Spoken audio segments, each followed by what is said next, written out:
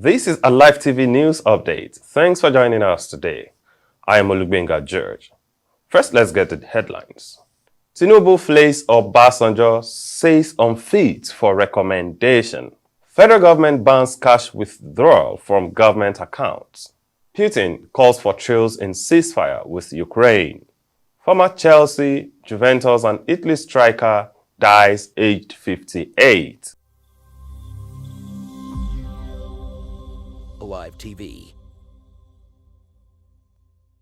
And now the news in detail. The All Progressives Congress presidential candidate Asiwaju Bola Ahmed Tinubu has said former President Olusegun Obasanjo is not qualified to recommend or endorse anyone as president of Nigeria because of his failures.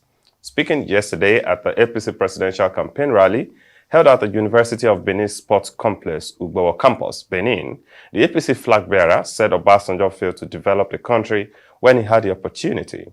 He said Obasanjo was rather fighting his then Vice President Atiku Abubakar while accusing each other of spending the country's money for the personal comfort. Tinubu noted that after spending $16 billion on electricity, Obasanjo and the PDP could not deliver electricity.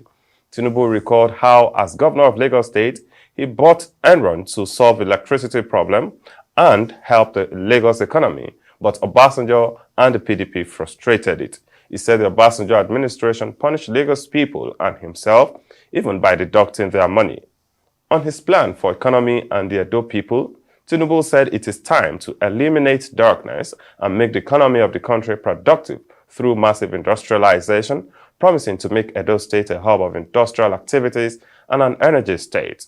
He also applauded the return of Benin artifacts by some Western nations, but urged the countries to pay some money to Edo State, having made huge sums from the returned artifacts through tourism and exhibitions.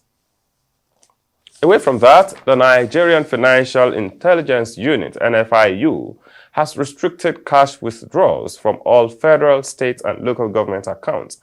NFIU Director General Modibo Tukur disclosed this to journalists in Abuja on Thursday, January 5, 2023, saying that the ban will take effect on March 1, 2023. Tukur said that NFIU will investigate any public officials engaged in cash transactions after February 28 this year. He said that the agency will partner with other anti-graft bodies such as the Economic and Financial Crimes Commission, EFCC, the Independent Corrupt Practices Commission, ICPC, and the police to probe government officials withdrawing cash from public accounts. According to news reports, the DG stated that the directive to go cashless will restrain corruption in public offices, stating that the Nigeria's money laundering laws, as well as other anti-corruption laws, will be brought to bear against defaulting officials. And now on the foreign scene, Russia and Ukraine attacked each other's position in eastern Ukraine on Friday with no sign they would observe a 36-hour ceasefire unilaterally ordered by Russian President Vladimir Putin at short notice to mark Orthodox Christmas in the region. On Friday morning, Christmas Eve for Russians and many Ukrainians, Russian shells hit Kramatorsk, a Ukrainian city near the front line in the industrial Donetsk region that Russia claims as its territory, the city mayor said. Kramatorsk is under fire. Stay in shelters. Mayor Oleksandr Honchakrenko posted on social media. He did not give detail of the damage. The Kremlin had ordered the truce to begin at 12:00 without specifying what time zone they were referring to. In Moscow, that will be 09:00 GMT.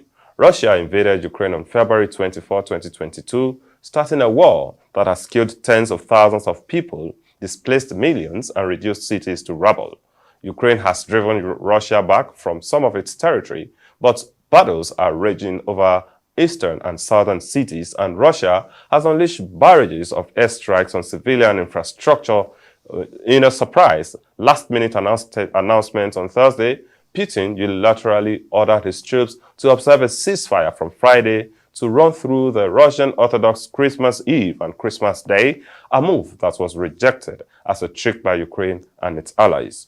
Ukrainian President Volodymyr Zelensky rejected the idea out of hand, saying the goal was to halt the progress of Ukraine's forces in Donetsk and the wider eastern Donbass region and bring in more of Moscow's forces.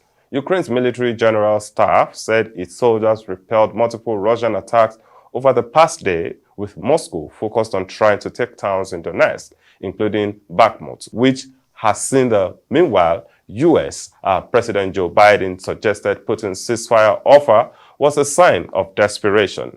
In response, Russia's ambassador in Washington, Anatoly Antonov, posted on Facebook saying, "Washington is set on fire with us to the last Ukrainian." Russia's Orthodox Church observes Christmas on January 7. Ukraine's main Orthodox Church has been recognized as independent by the church hierarchy since 2019 and rejects any notion of allegiance to the Moscow Patriarch. Many Ukrainian believers have shifted their calendar to celebrate Christmas on December 25, as in the West. Zelensky, pointedly speaking in Russian and not Ukrainian while responding, was quoted saying that ending the war meant ending your country's aggression, and the war will end either when your soldiers leave or we throw them out.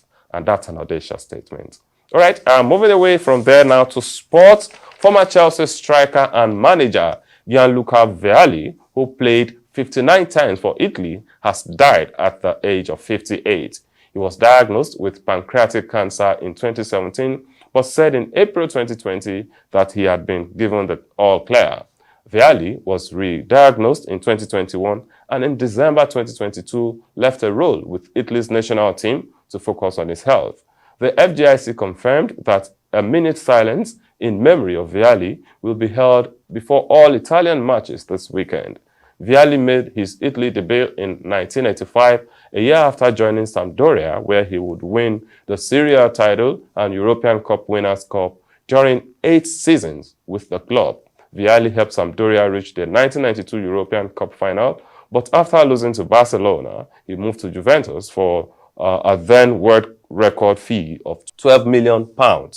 Vialli spent 4 seasons with Juve, winning the Champions League, UEFA Cup, and Serie A titles. Vialli joined Chelsea on a free transfer in 1996 and became player manager in 1998, the first Italian to manage a Premier League side, taking over from the sacked Ruud Gullit late in the season, and went on to lead the Blues to victory in the League Cup, UEFA Cup Winners' Cup, and UEFA Super Cup. He also guided Chelsea to victory in the 2000 FA Cup final and Charity Shield, but was sacked early in the following season after a poor start. A Blue statement said, "A brilliant striker, a trophy-winning manager, and a wonderful man. Lucas' place in the pantheon of Chelsea greats is assured. He will be deeply missed."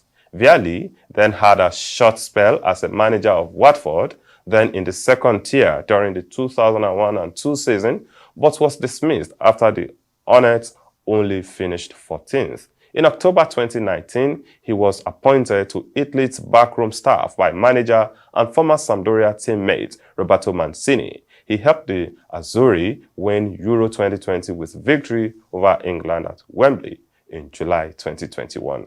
Such an impressive story and alive. We wish him eternal rest. And that's all on news updates. My name is Olubenga George. I'll see you some other time.